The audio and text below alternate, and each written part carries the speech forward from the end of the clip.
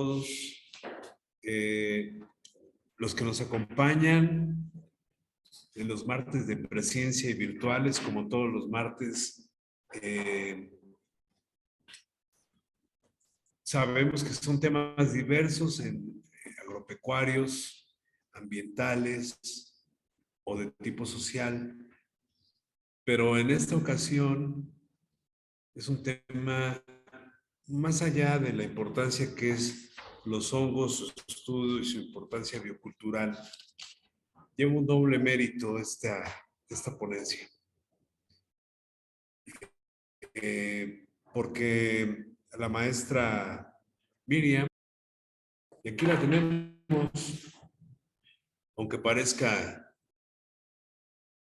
con todo respeto, maestra, la mujer biónica, aquí está usted con nosotros, cosa que agradecemos, y como todos los que nos acompañan, los de Cebeta 08 y los que no, los compañeros, la licenciada Gina Alvarado y público en general. Gracias, doctor. Buenas tardes a todos. Bienvenidos a un martes de presencia con la ponente, la maestra en ciencias, Miriam de Loya Olvera. Ella es del Cebeta 154. Trae la conferencia Los hongos, su estudio e importancia biocultural. Y la maestra es maestra en ciencias en edafología. La edafología es el estudio de la naturaleza y la composición del suelo en el área de microbiología por el Colegio de Postgraduados de Texcoco. Es licenciada en biología por la Universidad Autónoma de Morelos, especializada en micología, productora de hongos funcionales como Ericium y Lentinula edodes, docente de medio tiempo en educación media superior. Y como dijo este médico Benavides, pues un agradecimiento muy especial, maestra, por su participación y esperamos pronta mejoría. Y pues, ¿por qué no esperarla aquí alguna tardecita de martes de presencia en Agrosur Internacional? Esta es su casa. Le damos los micrófonos y la bienvenida a la maestra.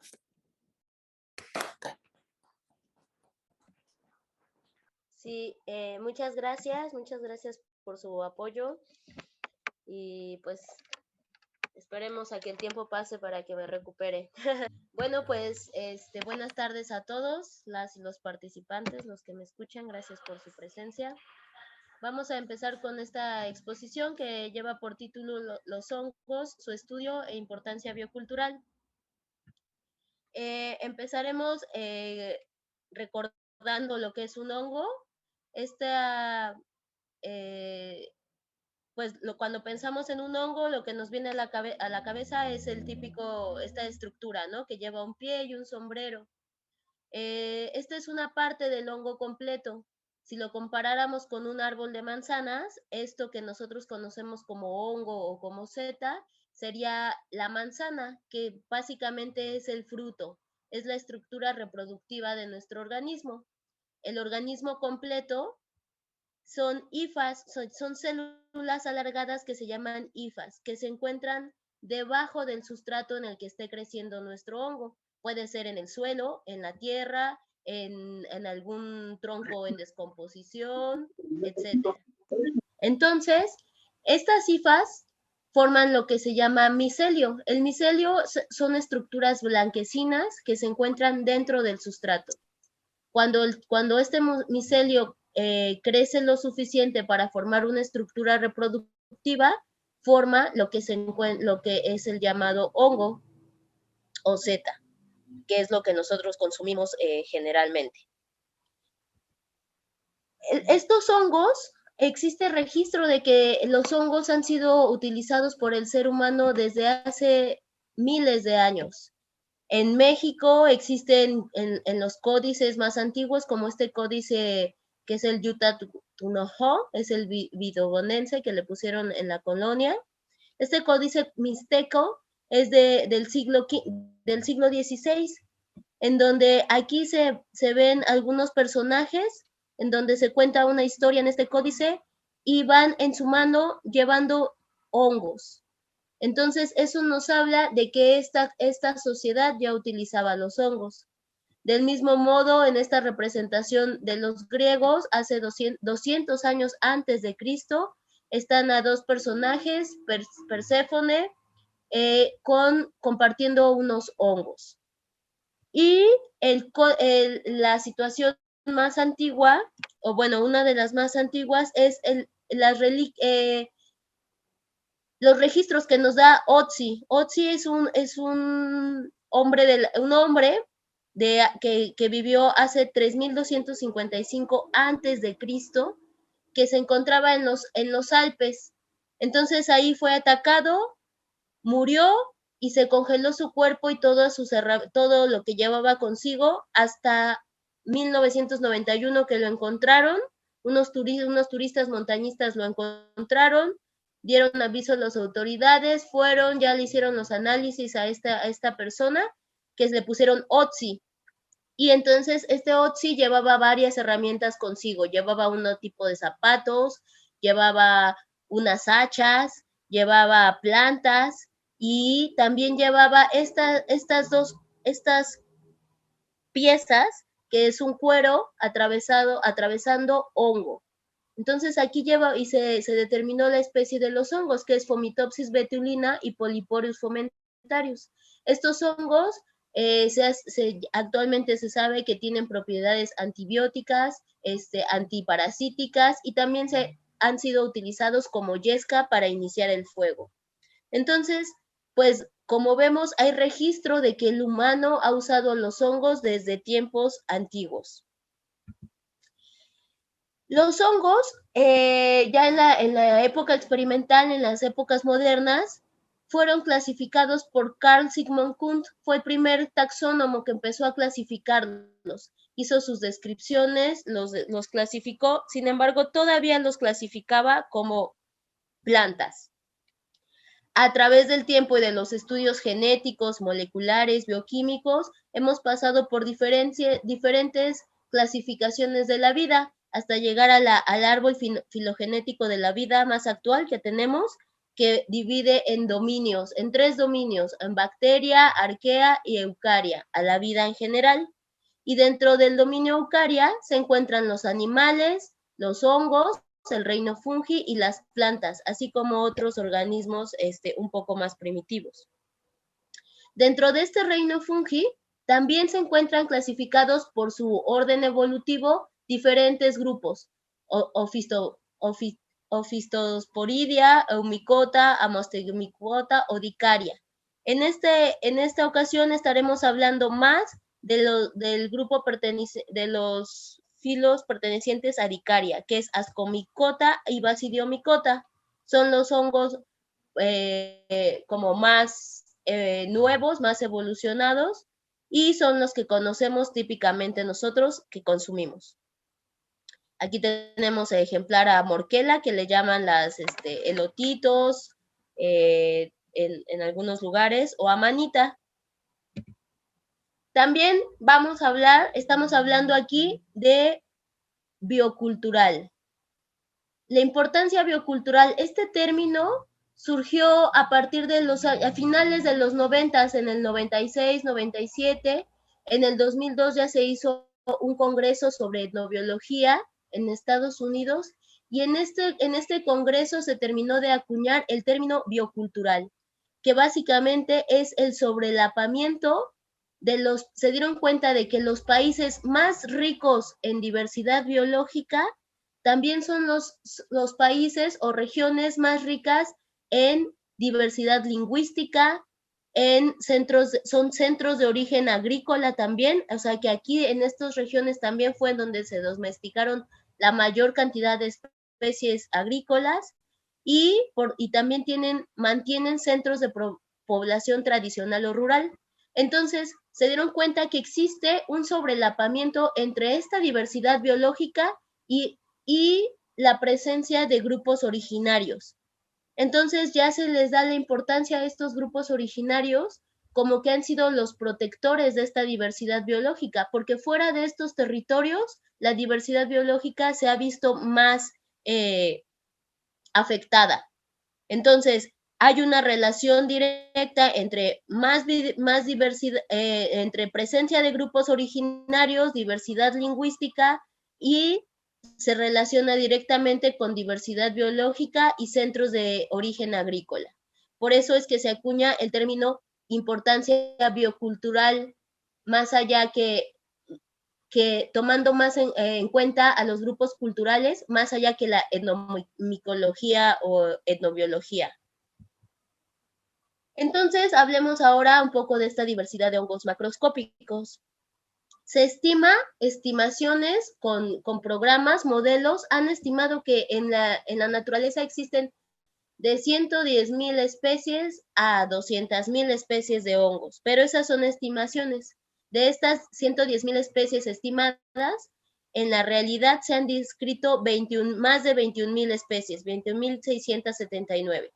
Y de estas 21,000 especies, 4,500 especies son descritas en México. De estas 21,000 especies también se han encontrado que 2,300, más de 2,300, tienen algún uso por el ser humano, sean medicinales, sean comestibles o sean como lúdicas o ornamentales. Entonces, de estas 2,327 que tienen uso antropocéntrico, que el humano las utiliza, alrededor de 1,097 son comestibles y 470 son medicinales. También hay que tomar en cuenta que conforme va avanzando el tiempo, pues se van haciendo más investigaciones y se van teniendo más registros. Entonces, este dato se tiene que ir actualizando. Tampoco es que estos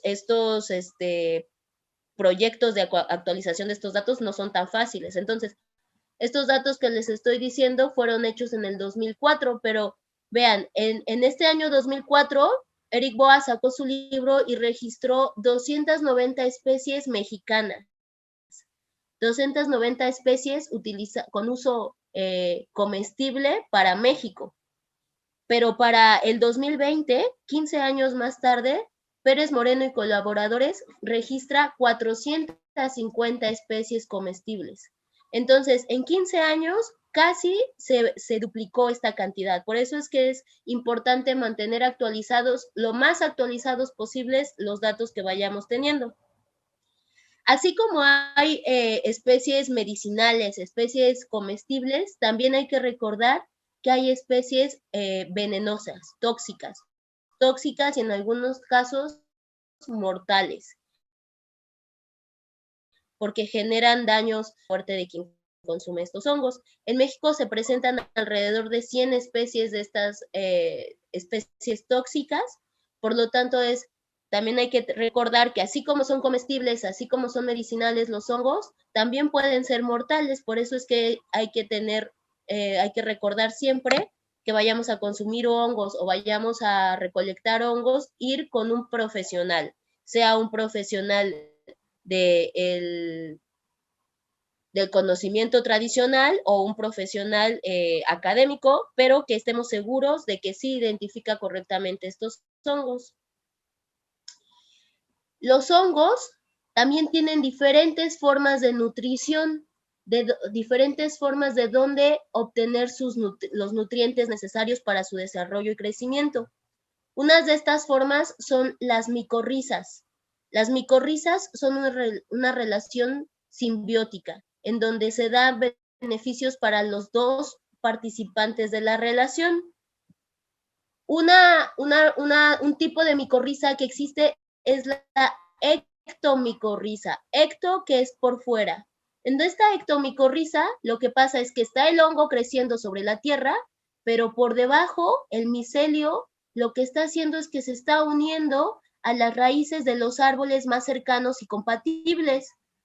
En muchos casos pueden ser encinos o pinos. En México somos el primer lugar en diversidad de encinos y de pinos, con más de 170 especies de encinos y 70 especies de pinos.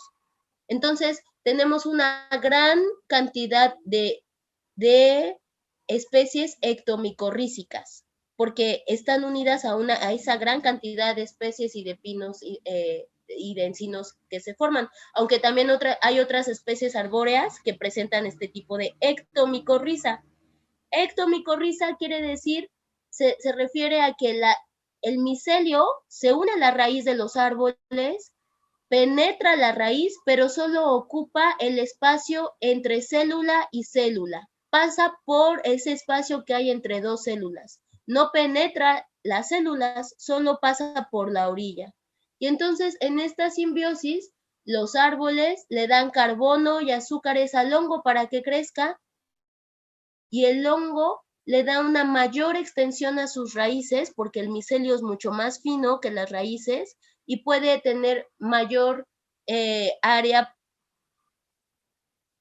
para absorber mayor cantidad de agua. También este micelio le sirve a veces para aislar compuestos tóxicos como metales pesados o para aislar a bacterias nocivas. Entonces esta micorriza es muy importante. Hay otro tipo de micorriza que es de los glomeromicota, o sea, es de otro grupo, veamos, es de un grupo un poquito menos, un poquito más antiguo, pero la quise poner para ver que esta es una endomicorriza. Aquí el micelio sí penetra dentro de las células y forma estas estructuras que se llaman arbúsculos, en donde se da también un intercambio de nutrientes, pero está dentro de la célula, sí se penetró la raíz, entonces se llama endomicorriza. Este tipo de endomicorriza es de importancia agrícola, ya que ayuda a diferentes cultivos para fijación de nitrógeno, de fósforo, etcétera. Entonces es como un fertilizante natural. De hecho, ya se comercializan fertilizantes biológicos a base de este tipo de micorrizas. Otro tipo de nutrición que tienen los hongos es que pueden ser saprobios. Estos saprobios se nutren, obtienen sus nutrimentos de materia orgánica en descomposición, sean cadáveres de animales o vegetales, troncos muertos. Entonces, en esta materia orgánica en descomposición empiezan a desarrollarse los hongos. Otro tipo de nutrición que tienen los hongos es parasítica. Entonces, en lugar de desarrollarse en troncos muertos, se desarrollan en troncos vivos y empiezan a absorber nutrientes de este árbol vivo y sí le causa un poco de daño. También pueden parasitar a insectos. Los hongos entomopatógenos son parásitos de insectos y aquí tenemos el ejemplo de Cordyceps, que a la vez es un hongo que es medicinal para el ser humano. Es un entomopatógeno, infecta insectos, pero también tiene beneficios en el consumo humano. Entonces ya hablamos un poco de lo que son los hongos, ya hablamos de lo que es la importancia biocultural, cómo se relacionan y de su tipo de nutrición. Aquí les voy a hablar un poquito así a grandes rasgos de 3 ejemplos de grupos originarios que mantienen una estrecha relación con los hongos de su región. Tenemos en el estado de Oaxaca, este es el estado de Oaxaca, tenemos a la región Mazateca, la región Chinanteca y la región Mije. Hice trabajo de campo en estas 3 regiones y entonces nos damos cuenta de que los pobladores originarios de estas regiones conocen su territorio, conocen en dónde están los hongos y conocen para qué sirven cada hongo. Entonces, aquí tenemos a Fabolus, que se lo comen en un rico como michiote con hoja santa. También tenemos unas setas silvestres o psilocibe, que también les sirve para, psilocibe lo han ocupado como medicina en el aspecto de curandería. Es la medicina que ellos habían tenido desde antes de que la colonia llegara. Entonces, las enfermedades las atribuyen a energías benéficas o maléficas. Y entonces, psilocibe los ayudaba para curarse en casos de enfermedades que no tenían, que ya habían aprobado otros medicamentos y que no funcionaban. Entonces, también tienen representaciones culturales. nos habla de la relación que tienen con los hongos. Acá en esta otra diapositiva está representado el grupo Mige, en donde están consumiendo amanitas del complejo cesárea, en donde ellos lo ven como un festín. Estas amanitas son una comida de lujo. También ocupan otras especies como Lycoperdon, que este hongo adentro tiene su gleba, que es la acumulación de esporas, como polvillo se aprietan y ocupan este polvillo de esporas como cicatrizante. U otra especie que ocupan es esta que se llama Calostoma, que van en el monte, ellos van mucho a sembrar, a recolectar plantas. Entonces, si en el bosque se encuentran a Calostoma, lo agarran, le quitan la gelatinita que tiene en el exoperidio y lo consumen como una golosina, no lo cocinan ni nada, simplemente es una botana del bosque. Acá tenemos en esta otra diapositiva a la representación de los usos de los hongos mazatecos, que a lo mejor es el grupo originario que tiene más reconocimiento con la historia de María Sabina, que fue la que dio al mundo el registro del uso de hongos psilocibe en forma ritual como método de sanación en cuanto a la curanduría. Entonces, ya hablamos un poquito de los hongos, de su diversidad, y entonces también quiero abordar el tema de qué hacemos los micólogos. Una vez que ya recolectamos los hongos en campo, en fresco, tomamos fotografías taxonómicas, que básicamente son estas fotografías, con una regla. Ponemos el espécimen en de diferentes edades, desde el más chiquito hasta el más grande o lo que podamos obtener, y hacemos una ficha descriptiva en donde anotamos su color, su olor, su tamaño, el tamaño de su estípite, que es el pie, si tiene poros o láminas, si huele bien, si huele mal o si nos recuerda algún olor, si es seco, si es pegajoso. La mayor cantidad de características las anotamos en una ficha descriptiva. Después, deshidratamos esos hongos. Los podemos deshidratar en un deshidratador normal de alimentos o en un deshidratador artesanal, como aquí con mi compañera Sofi, que es del grupo Mige. Entonces hizo su deshidratador con unos focos y unas entradas de aire al final. Entonces, se deshidrata el hongo. Cuando se deshidrata el hongo, algunas características cambian, como su tamaño, porque los hongos son 90% agua, entonces disminuyen muchísimo su tamaño, el color también cambia y pues la textura también ya la perdemos. Por eso es que es importante anotar todas estas características en una ficha descriptiva. Guardamos nuestro hongo en una bolsa Ziploc o en una bolsa bien sellada y le ponemos la fecha, el nombre del recolector y la ficha descriptiva. Y ya en ese momento ya podemos, ya tenemos un poco menos de prisa. Tenemos nuestro hongo guardado para su estudio con un poquito más de tiempo. Entonces, ocupamos el microscopio óptico para hacer preparaciones y ver las esporas. Pueden ser sin ningún tipo de colorante o con colorante como azul de algodón o como floxina para determinar las estructuras.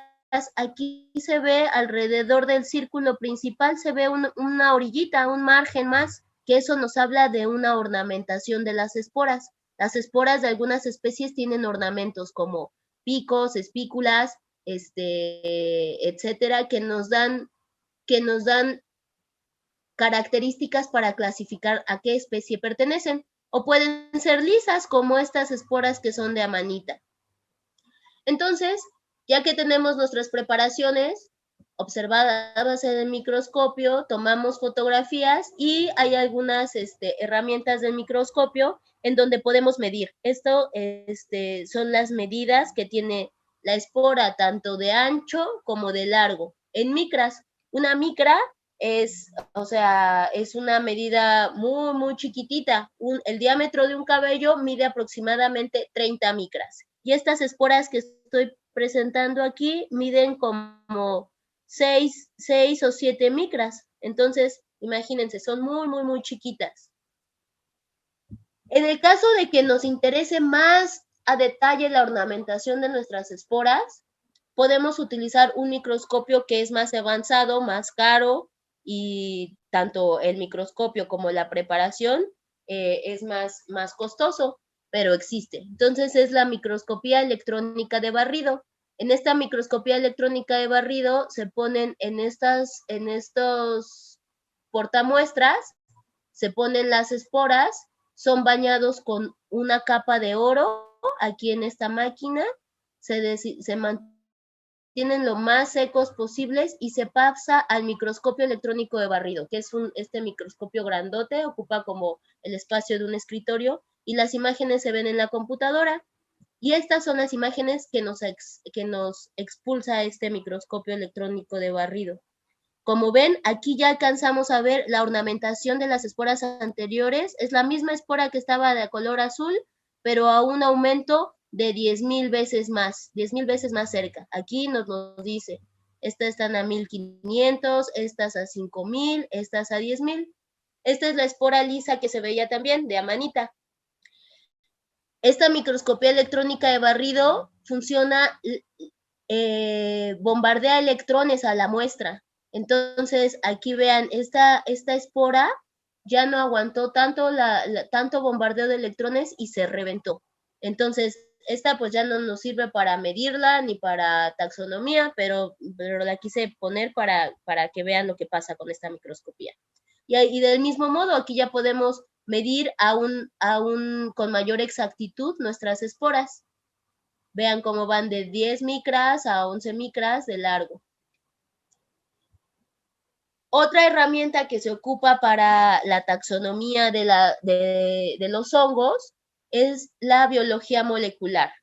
Actualmente eso no se hacía antes porque no teníamos esa tecnología, pero ahora los trabajos taxonómicos incluyen características macroscópicas como el tamaño del hongo, el color del hongo, en dónde creció, características microscópicas como los tamaños y ornamentación de las esporas que les mencionaba ahorita, pero también características moleculares. Entonces, en esto se obtiene un pequeño pedazo del tejido del hongo, se ocupan kits ya establecidos en donde se quitan la mayoría de las membranas, se quitan sí, son membranas, paredes celulares, se quita la mayoría de estas otras estructuras por diferencia de densidades, se van quitando con la pipeta la mayor cantidad de esas estructuras contaminantes de nuestro ADN hasta dejar lo más puro nuestro ADN. Entonces, aquí ya trabajamos con cantidades micromolares. Entonces, colocamos una cantidad, una gotita para ver si sí tiene ADN en nuestra muestra. En caso de que sí tenga ADN,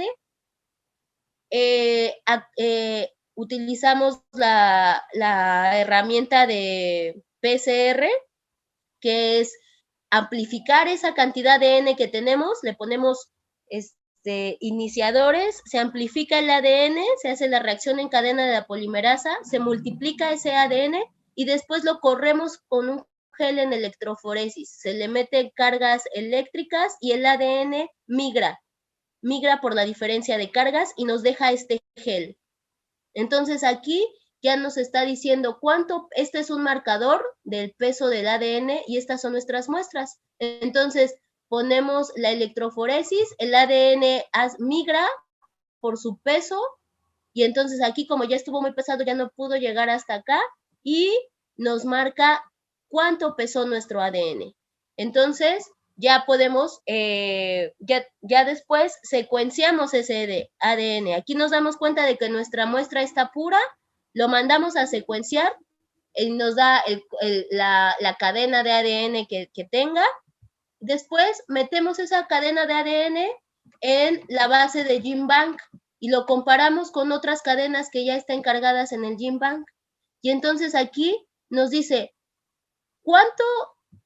nuestra cadena de ADN cubrió el 99% de la cadena con la que la comparamos y es el 93% igual.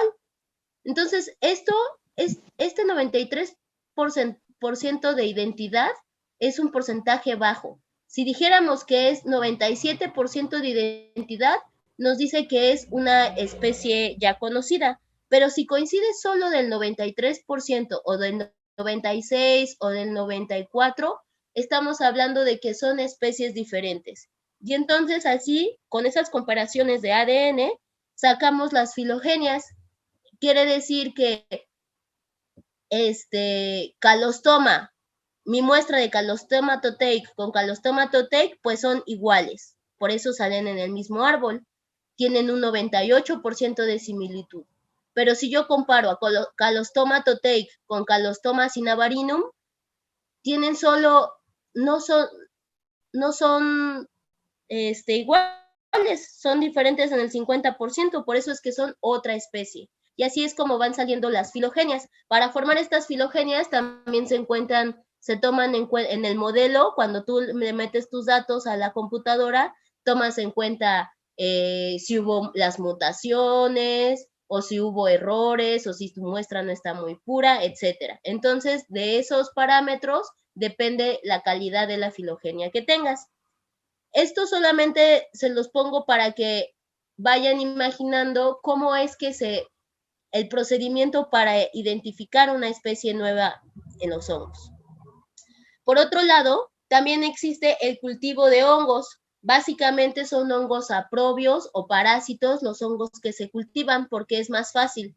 Los hongos que establecen micorrizas, como amanita, como boletus, también han sido cultivados últimamente, pero son cultivados in situ, o sea, en bosques con manejo, ahí se da el cultivo. Y entonces, porque tienes que tener al árbol y al hongo en su hábitat natural.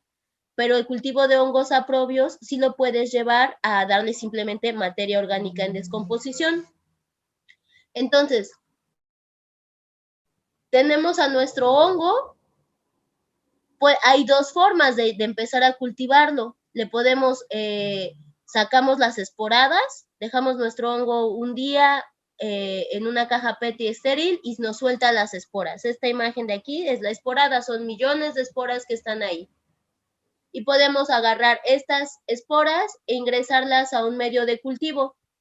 O podemos cortar un poco de este hongo y hacer cultivo vegetativo a partir de una porción de su cuerpo vegetativo, como un esqueje en las plantas, lo pasamos a un medio nutritivo a que empiece a crecer. Puede ser agar con papa dextrosa o con malta o simplemente con azúcar. Ya los medios nutritivos son diferentes según lo que quieras. Después de que ya tenemos nuestra caja Petri o nuestro medio de cultivo con un poco de este hongo, propagamos el hongo en granos. Los granos les dan el azúcar y los almidones que le gustan al hongo para que crezca. Entonces, el hongo se propaga dentro de estos granos. Esto blanco es el micelio. Aquí todavía no hay esporas, no hay cuerpo fructífero. No hay estructura reproductiva. Todo esto es vegetativo. El micelio empieza a crecer, empieza a invadir, y ahora sí lo pasamos a otro sustrato, como puede ser paja, acerrín, que también tiene que ser esterilizado, y entonces lo inoculamos nuestros sustratos con nuestro grano con hongo. Esto es lo que llaman la semilla del hongo, que no son semillas, es el micelio que se inocula en estos tipos de sustratos pasteurizados. Aquí tengo unas fotos que hicimos con los alumnos del CBETA 154, el micelio, pasteurizamos aquí nuestro sustrato que fue paja, lo picamos aquí con nuestra máquina picadora, bueno, ahí la estamos reparando porque no servía, y lo sembramos en condiciones lo más limpio que podamos, y al final del día, bueno, al final de 40 días tendremos hongos, en este caso fueron setas, Pleurotus. Pero también hay diferentes tipos de Pleurotus, hay Pleurotus gris, hay blancas, hay rosas, hay otras especies de hongos como esta que es Ericium, que es melena de león, o Lentinula edodes, que es shiitake, que son diferentes hongos que se pueden consumir y que también tienen propiedades medicinales. Después de que tenemos cosechas de hongos, el tratamiento postcultivo nos puede dar un gran margen de diferencia en cuanto a las ganancias de si lo vendemos así, nada más como hongos sueltos a granel, que ya tienen valor de por sí, pero si le damos un tratamiento post cosecha a nuestro producto, que pueden ser desde conservas hasta cosas más elaboradas como estos extractos o tés, podemos tener un producto con un mayor precio. Entonces, pues esto es una aproximación general sobre el estudio de hongos, lo que hacemos los micólogos, cómo influyen en la cultura, en los hongos y los hongos en la cultura y en la biodiversidad. Si tienen algunas dudas, preguntas, lo que sea, estoy aquí para escucharles. Muchas gracias por su atención. Aquí tengo algunas de las bibliografías que ocupé para presentar. Gracias. Muchas gracias, maestra. Invitamos a todos a que, si tienen alguna pregunta para la maestra Miriam, nos las hagan llegar por el chat y compartirlo con todos ustedes. Yo tengo una pregunta, maestra. Sí. ¿Qué tan serios son los métodos que de alguna manera pues se han transmitido de generación en generación para detectar si un hongo es comestible o no lo es? ¿Qué tan certeros son? Porque ya ve que hablan de que si le ponemos una moneda de plata y si la moneda de plata no se oscurece, si le ponemos un diente de ajo y si el diente de ajo no se oscurece. ¿Qué tan confiables son estos métodos? Excelente charla, maestra. Muchas gracias. Pues, sinceramente, esos métodos, pues, no son tan confiables. Los métodos que sí son muy confiables son los que sí se han transmitido de generación en generación, pues básicamente son los que el abuelo sabe que sí se comen, ¿no? O sea, seguramente hubo algunos que descubrieron que no se comían, pues a costa de alguna enfermedad o algo que ya no tenemos al compañero presente, ¿no? Entonces, el conocimiento tradicional es de gran importancia porque básicamente nos están ayudando a nosotros, al conocimiento académico, a conocer los hongos que sí se comen. Sin embargo, pues este conocimiento tradicional ha sido así a base de prueba y error. Entonces, pues estos métodos del ajo y de la moneda de plata, pues a veces sí funcionan, pero a veces no. Entonces, más bien es la experiencia, ¿no? De que el abuelo está seguro de que esos hongos sí se comen y le enseñó al hijo y al nieto, y así se van transmitiendo el conocimiento. También influye mucho,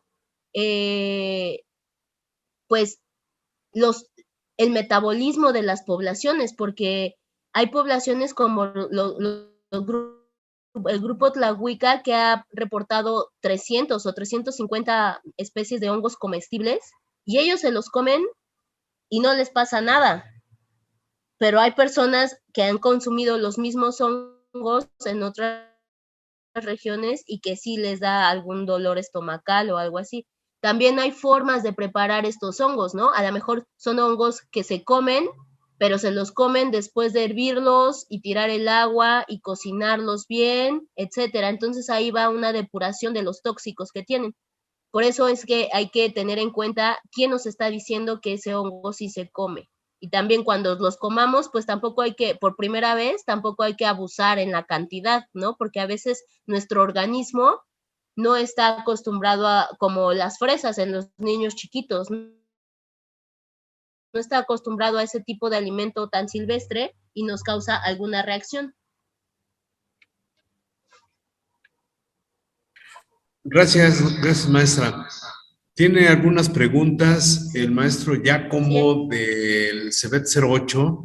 Sí.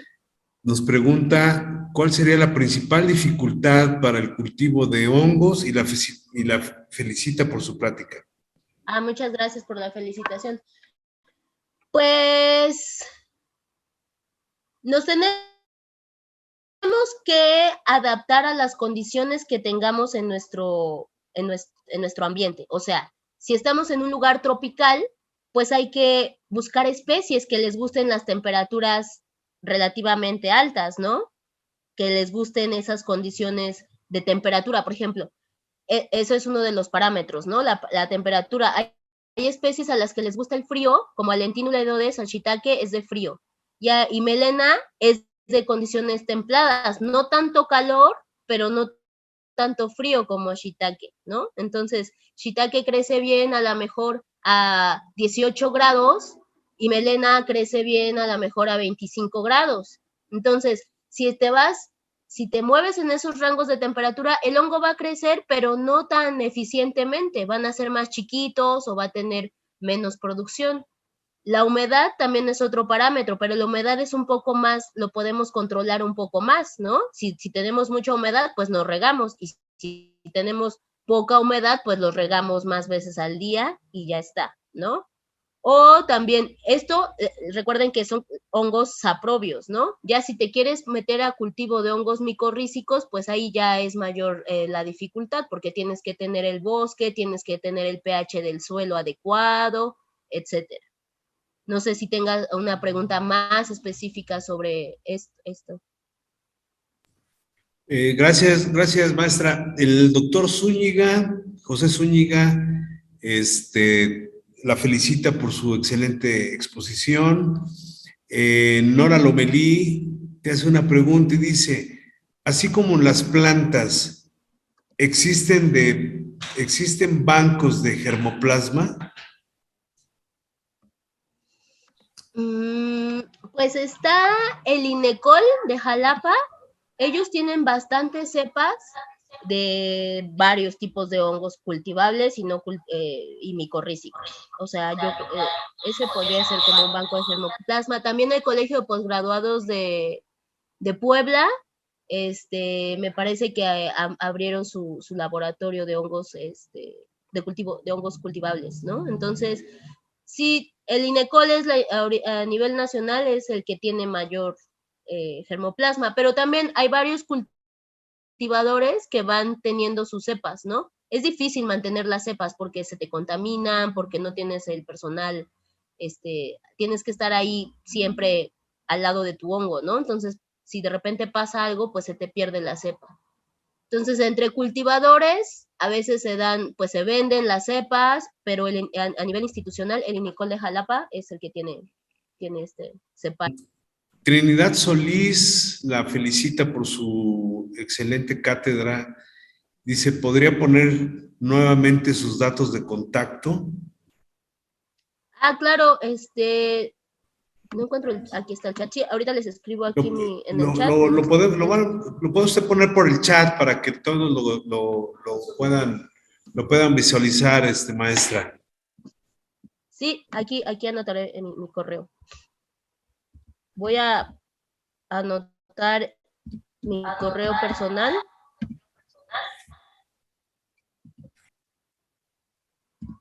Y ahí cualquier cosa me pueden contactar.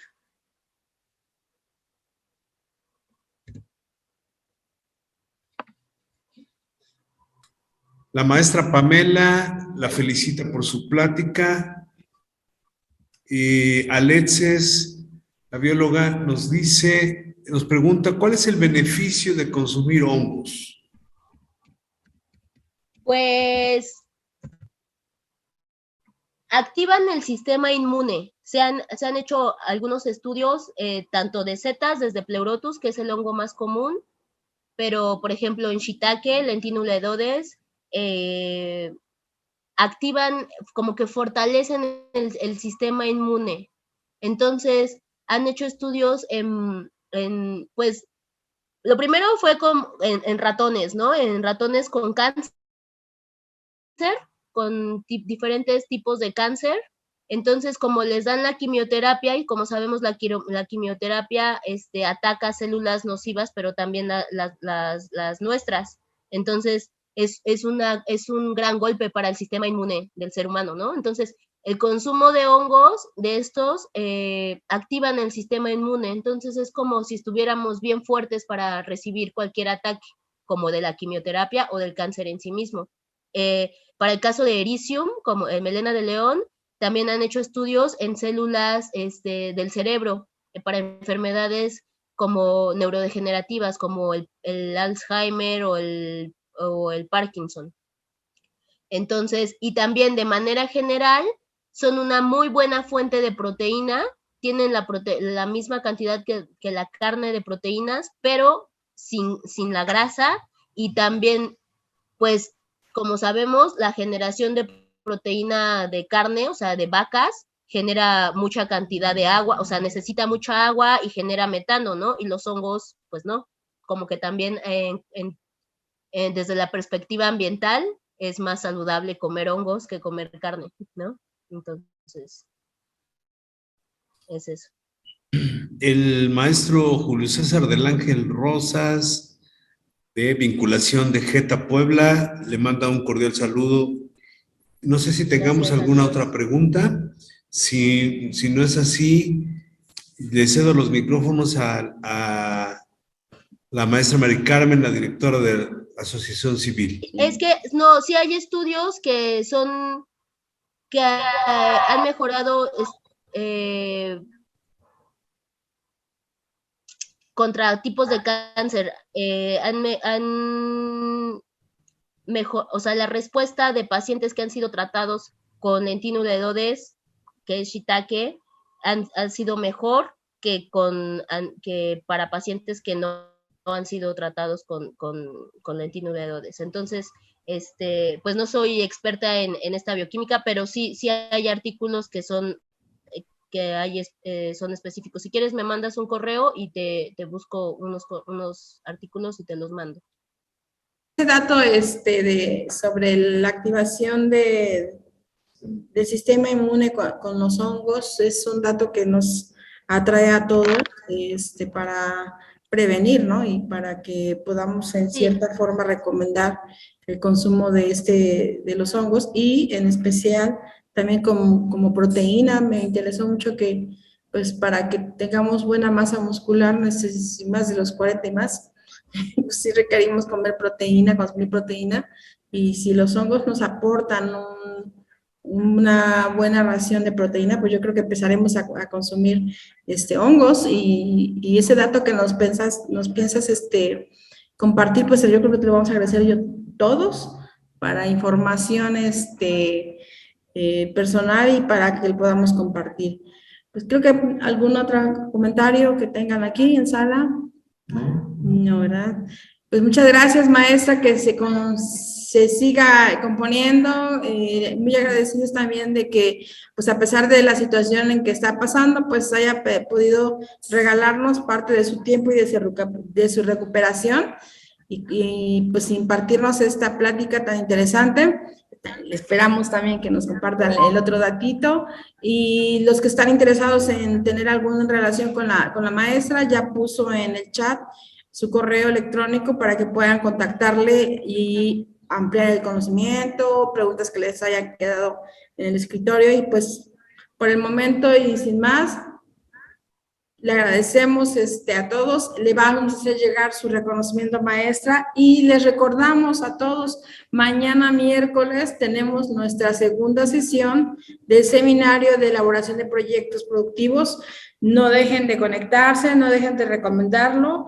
De verdad que es un seminario que nos va a servir a muchos como herramienta básica para elaborar nuestros proyectos productivos, igual un proyecto de vida, ¿por qué no? Entonces, las herramientas que nos están poniendo en el escritorio también son muy buenas, y compartan. Maestra, muchas gracias, le haremos llegar nuestro reconocimiento. Muchas gracias a todos por su presencia y por escucharme.